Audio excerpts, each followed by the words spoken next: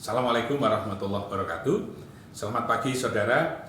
Kita kembali belajar tentang fisika dasar 2. Topik yang kita akan pelajari kali ini merupakan kelanjutan dari kemarin. Kalau kita kemarin bicara tentang gerak gelombang, maka salah satu yang bisa kita terapkan di dalam gelombang ini adalah gelombang optik. Biasanya gelombang optik ini adalah kita kenali dengan di dalam kehidupan kita sehari-hari. Kita memanfaatkan lensa di dalam proses pembiasan dan cermin terkait dengan pemantulan atau refleksi. Sebenarnya dua topik ini, pemantulan maupun pembiasan, cermin atau lensa, itu rumusnya hanya satu. S/S plus S aksen sama dengan fokus. Hanya itu saja rumusnya, baik pada cermin maupun pada lensa. Hanya harus hati-hati kita untuk menerapkan kapan kita memanfaatkan rumus itu dengan S dan S aksen. S itu adalah jarak benda, S aksen adalah jarak bayangan, dan fokus dari lensa atau cermin yang dimaksudkan. Sekali lagi, nanti kita akan belajar tentang cermin, berarti refleksi, dan lensa berarti refraksi, walaupun rumus yang dipakai sama. Untuk itu, hal penting yang pertama yang harus kita perhatikan adalah perjanjian tanda. Kapan kita menggunakan jarak benda bertanda positif atau negatif, kapan jarak bayangan S aksen bertanda positif dan bertanda negatif, H dan R. R itu adalah pusat kelengkungan, di mana fokus itu adalah setengah dari jari-jarinya. Nah, inilah yang penting harus kita pahami dulu sehingga nanti kita tidak salah menggunakan rumus yang hanya satu yang bisa diterapkan untuk refleksi dan bisa diterapkan untuk refraksinya, pemantulan dan pembiasan. Nah, saudara, kalau kita coba lihat, selalu pengukuran itu dari vertex, dari pusat kelengkungan, baik mengukur jarak benda S maupun S aksen. Yang pertama, S itu bertanda positif bila cara mengukurnya berlawanan dengan sinar datang. Jadi kalau sinar datang itu dari kiri ke kanan, maka pengukuran S bertanda positif jika dari kanan ke kiri. Ini yang harus menjadi perhatian dulu, dan sebaliknya. Artinya kalau S bertanda negatif, nah itu berarti pengukurannya itu searah dengan sinar datang. Itu yang pertama. Yang kedua, S aksen, jarak bayangan. Jarak bayangan bertanda positif bila cara mengukurnya itu searah dengan sinar pantul atau sinar bias. Seperti nanti saudara lihat di dalam sinar-sinar paraksial, sinar pantulnya dan sinar biasnya. Manakala jarak bayangan itu mengukurnya searah dengan sinar pantul dan sinar bias, maka S-nya bertanda positif. Kalau S aksennya mengukurnya searah dengan sinar bias dan sinar pantul bertanda positif, kalau berlawanan arah itu berarti S-nya bertanda negatif. Demikian juga dengan R, pusat kelengkungan. Itu bertanda positif jika pengukurannya searah dengan sinar pantul dan sinar bias. Tentu saja pada saat R bertanda positif, maka fokusnya juga bertanda positif. Ini berlaku untuk cermin cembung dan lensa cembung. Kalau cermin cekung, maka R-nya bertanda positif. Kalau cermin cembung, maka R-nya bertanda negatif. Demikian juga untuk lensa. Kalau lensa cembung, R-nya bertanda positif. Kalau lensa cekung, maka R-nya bertanda negatif. Nah, itu yang harus diperhatikan di dalam proses perjanjian tanda yang dimaksud. Kemudian, kalau pada cermin akan berlaku hukum pemantulan, bahwa sinar datang, sinar pantul, dan garis normal terletak pada satu bidang datar. Ini hukum pemantulan. Kemudian kalau pada pemantulan tersebut, maka sudut datang sama dengan sudut pantul. Ini pada cermin. Kalau kita coba amati pada cermin datar, saudara, maka bayangan yang terbentuk pada cermin datar seperti pada gambar berikut, maka terjadi hukum pemantulan bahwa sudut datang sama dengan sudut pantul. Demikian juga nanti sudut datang atau sinar datang, kemudian sinar pantul itu dan garis normal terletak pada bidang datar. Dengan demikian maka kita akan bisa menentukan berapa besarnya, berapa tingginya misalnya kita bercermin, karena sinar datang sama dengan sinar pantul, kemudian sudut datangnya sama dengan sudut pantul, maka kita bisa menentukan berapa besarnya.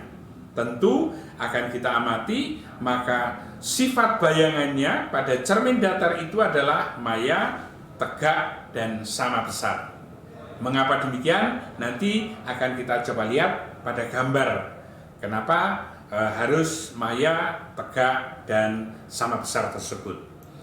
Nah, demikian juga kalau pembentukan pada bayangan cermin cekung, saudara. Pada saat cermin cekung, maka ada 3 sinar paraksial yang harus kita fahami, karena terbentuknya bayangan itu sangat bergantung dari sinar-sinar paraksial tersebut. 3 sinar paraksial itu adalah sinar datang yang sejajar dengan sumbu utama akan dipantulkan melalui fokus. Kemudian sinar yang melalui fokus akan dipantulkan sejajar sumbu utama. Kemudian sinar yang melalui vertek akan dipantulkan mengikuti hukum pemantulan. Nah, karena 2 perpanjangan sinar-sinar pantulnya inilah nanti yang akan terbentuk bayangannya. Nanti bayangannya itu apakah diperbesar, apakah diperkecil, apakah tegak, apakah terbalik, apakah maya, apakah nyata, sangat bergantung di mana kita letakkan benda tersebut. Karena nanti di dalam pembahasan cermin itu ada 4 ruang, yaitu ruang benda dan ruang bayangan. Nah, nanti secara matematis, di mana sebenarnya ruang pertama, ruang kedua, ruang ketiga, dan ruang keempat itu. Kalau kita jumlahkan, ruang benda dan ruang bayangan selalu jumlahnya sama dengan 5. Artinya apa? Kalau kita letakkan bendanya di ruang 1, maka bayangannya pasti di ruang 5. Kalau bendanya kita letakkan di ruang 2, maka bayangannya ada di ruang 3. Kalau bendanya kita letakkan di ruang 3, maka bayangannya pasti di ruang 2. Nah, nanti akan ada perbedaan antara ruang benda dan ruang bayangan, yang nanti tetap akan mengikuti rumus 1/S plus 1/S aksen sama dengan 1/fokus. Ini untuk cermin, baik cermin cekung maupun cermin cembung. Berikutnya, pada saat pembiasan, ini dikenakan pada lensa. Macam-macam jenis lensa, ada biconvex, bikonkav, plan konvex, plan konkav, konkav konvex, dan seterusnya. Tetapi yang sering kali kita pelajari adalah biconvex dan bikonkav saja, atau lensa cembung dan lensa cekung. Nah, hukum pembiasan yang terjadi di sana bahwa sinar datang, sinar bias, dan garis normal terletak pada satu bidang datar. Kemudian nanti juga perbandingan sinus sudut datang dan sudut bias merupakan bilangan yang konstan atau seringkali disebut indeks bias. Katakanlah misalnya dari udara ke air, di mana udara itu kecepatannya lebih kecil sementara di dalam air lebih besar, maka kalau kita melihat pembiasannya bahwa sinar datang, garis normal dan sinar bias pada satu bidang, tetapi sudutnya agak berbeda antara sudut datang dan sudut biasnya. Nah, saudara, kita tahu bahwa di dalam hukum Snellius, sin sudut datang dibandingkan dengan sin sudut bias, nanti itu menunjukkan indeks bias atau yang besarnya selalu konstan. Nah, saudara, bentuk pemantulan sempurna Anda bisa lihat di slide ini bahwa sinar datang sama dengan sinar pantul dan garis normal terletak pada satu bidang, besarnya sudut datang sama dengan besarnya sudut pantul. Artinya apa, saudara? Pemantulan sempurna terjadi manakala sinar datang membentuk sudut bias yang besarnya 90. Baru di situ terjadi proses pemantulan sempurna. Artinya sudut datang harus lebih besar yang menyebabkan sudut datangnya lebih besar dari 90, sehingga nanti bentuk pemantulan sempurna akan terjadi seperti pada slide berikut ini.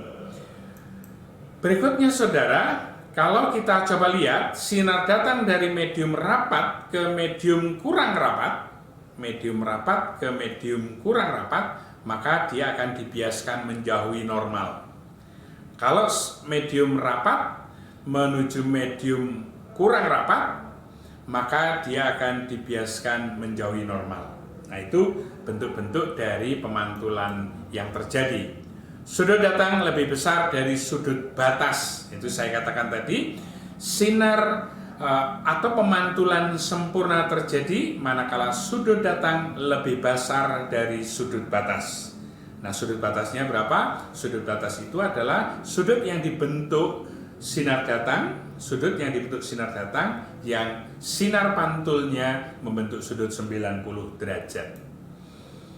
Nah, saudara, beberapa jenis lensa barangkali nanti kita bisa coba lihat bentuk-bentuknya. Ada lensa cembung, lensa cekung, dan seperti yang tadi sudah saya sampaikan. Nah, saudara, pembentukan bayangan pada permukaan lensa itu seperti tadi saya sampaikan tergantung juga sinar-sinar paraksialnya. Seperti pada cermin, di dalam lensa pun ada sinar paraksial. Sinar datang sejajar sumbu utama akan dibiaskan melalui fokus. Sinar yang melalui fokus akan dibiaskan sejajar sumbu utama, dan sinar datang yang melalui vertek akan diteruskan. Nah, perpanjangan sinar-sinar biasnya inilah yang nanti akan membentuk bayangan, di mana sifat bayangannya sama juga pada cermin, ada diperbesar, ada tegak atau terbalik, atau maya, dan ada yang nyata. Bagaimana bayangan nyata, bagaimana bayangan maya itu terjadi sangat bergantung dari di mana kita meletakkan bendanya. Seperti tadi di dalam cermin, di dalam lensa juga berlaku antara ruang benda dan ruang bayangan, kalau kita jumlahkan juga sama dengan 5. Seperti nanti saudara bisa lihat bahwa ada ruang benda dan ada ruang bayangan. Antara vertek dan fokus itu adalah ruang 1 bagi benda. Antara fokus dan R itu adalah ruang 2 bagi benda. Jika lebih besar dari R itu adalah ruang 3. Nah, di sisi yang berbeda, ini adalah ruang 4 bagi benda tersebut. Nah, ini yang berkebalikan dengan ruang bayangan. Nah, ini yang harus Anda perhatikan, di mana meletakkan ruang benda dan bagaimana meletakkan ruang bayangan. Kalau kita jumlahkan ruang benda dan ruang bayangan sama seperti pada cermin, juga besarnya sama dengan 5. Pada saat kita letakkan ruang benda di ruang satu bendanya, maka bayangannya di ruang 4. Kalau bendanya di ruang 2, maka bayangannya di ruang 3. Kalau di ruang 3, maka bayangannya di ruang 4. Begitu seterusnya.